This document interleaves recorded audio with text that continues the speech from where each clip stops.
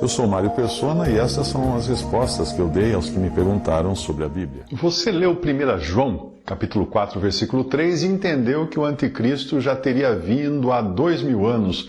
E aí você pergunta por que eu costumo dizer que ele ainda virá. Bem, a passagem diz assim: e todo espírito que não confessa que Jesus Cristo veio em carne não é de Deus, mas este é o espírito do anticristo, do qual já ouvistes que há de vir, e eis que já está no mundo. 1 João 4, versículo 3. Repare que ali não diz que o anticristo já está no mundo, mas sim o espírito do anticristo. Esse espírito do anticristo, ou seja, a energia satânica que moverá o anticristo, já opera sim no mundo, hoje por meio daqueles que negam que Jesus veio em carne. O fato de Jesus ter vindo em carne significa que o Filho eterno de Deus veio de algum lugar, no caso, o céu, e não apenas nasceu aqui, como acontece com qualquer outro ser humano. Repare que é disto que o contexto fala. Amados, não creiais a todo espírito, mas provai se os espíritos são de Deus, porque já muitos falsos profetas se têm levantado no mundo. Nisto conhecereis o Espírito de Deus. Todo espírito que confessa que Jesus Cristo veio em carne é de Deus. E todo espírito que não confessa que Jesus Cristo veio em carne não é de Deus. Mas esse é o espírito do anticristo, do qual já ouvistes que há de vir, e eis que já está no mundo. Filhinhos, sois de Deus, e não os tendes vencido, porque maior é o que está em vós do que o que está no mundo. Do mundo são, por isso falam do mundo, e o mundo os ouve. 1 João 4, de 1 a 5. Repare que, além de negarem, geralmente de forma velada, a divindade de Jesus, os seus discursos se concentram nas coisas do mundo, numa vida melhor aqui, numa esperança numa terra reformada, etc. Se alguma vez um testemunha de Jeová tentou apresentar a você o que ele chama de evangelho, e não é, porque fala de uma salvação por obras e não por graça, você deve ter percebido que tudo girava em torno de um futuro terreno neste mundo. O mesmo acontece com religiões espiritualistas que prometem a evolução do ser humano e têm o seu foco no umbigo e não no verdadeiro Deus. Isso não é muito diferente das promessas de saúde e prosperidade que são pregadas hoje em grande parte da cristandade, principalmente no meio pentecostal e da teologia da prosperidade. Falam do mundo e o mundo os ouve. Mas aqui o assunto está concentrado na divindade de Jesus e de como os falsos mestres que foram produzidos pelo próprio meio cristão saíram por aí para enganar a muitos. O capítulo 2 de 1 João fala mais disso. Filhinhos, é já a última hora, e como ouvistes que vem o anticristo, também agora muitos se têm feito anticristos, por onde conhecemos que é já a última hora. Saíram de nós, mas não eram de nós. Porque se fossem de nós, ficariam conosco. Mas isto é para que se manifestasse que não são todos de nós. E vós tendes a unção do Santo e sabeis tudo.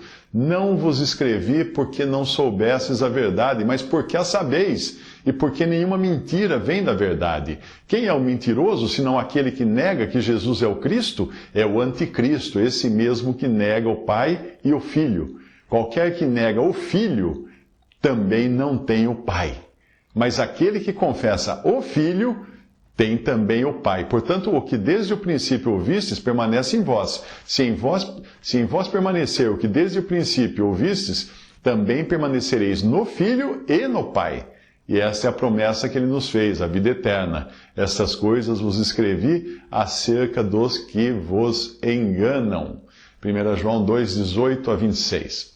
Mas talvez exista um outro ângulo na sua pergunta, e ele pode ser o resultado da teologia do pacto, né? Ou teologia do concerto, e de doutrinas preteristas também, que predominam na maior parcela da cristandade. O preterismo acredita que a maior parte do que dizem as profecias bíblicas já tenha se realizado há 2000 anos. E para nós seriam apenas linguagem simbólica para explicar eventos históricos já ocorridos. Se for este o caso, eu sugiro que você procure conhecer o dispensacionalismo, que enxerga a Bíblia como literal e não despreza Israel, pois acredita que as promessas para aquele povo ainda estão valendo para o futuro, quando aquela nação será restaurada. A teologia do pacto produz horrores, como o desprezo e a perseguição aos judeus, ou produziu, pelo menos ao longo desses 2000 anos, por achar que os cristãos podiam se apossar das promessas feitas outrora àquele povo de Israel, por meio dos patriarcas e dos profetas, mas Deus continua enxergando até hoje três, anote bem, 3 povos distintos sobre a terra. Sim, é o que nos diz em 1 Coríntios 10, 32. Ali nos fala de judeus, gentios e igreja. Portai-vos de modo que não deis escândalo nem aos judeus, nem aos gregos ou gentios, nem à igreja de Deus.